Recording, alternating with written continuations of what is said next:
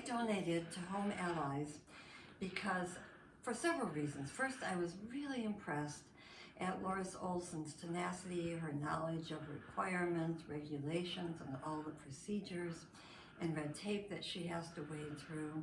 And I was delighted to know that there was going to be a relatively small unit for people who previously were home poor or homeless that would fit into the neighborhood, because I spent part of my life in big housing projects, and those are alienating and unsuccessful, and many of them have been torn down.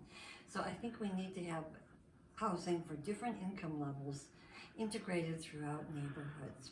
And without housing, we can never approach any sort of equity of opportunity. Now, equity and inequality are tough words, and people get angry and confused about them.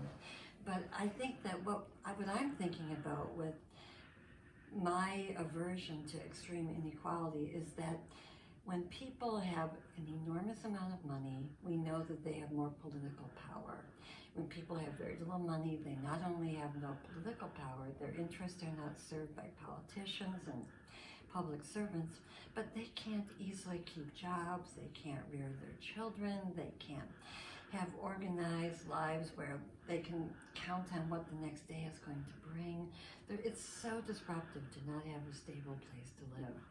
So that Home Allies is going to give people with relatively limited incomes a stable place to live that feels like it could be a neighborhood, that has a backyard, that has space for their cars, and where they will just fit in and not be designated as the poor people or low income.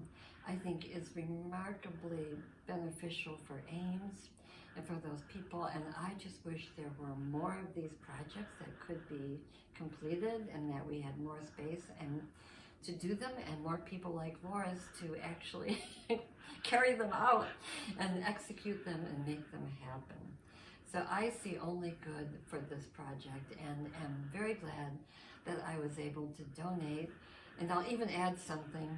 I donated some stock, the sale of the stock that my grandfather had given to my mother, and I adored my grandfather. And when I told AT&T what I was doing, the lady said, oh, she almost started tearing up, that I was selling this stock that I had held on to for so long for this purpose. So I'm sure my grandfather will be happy with what I've done.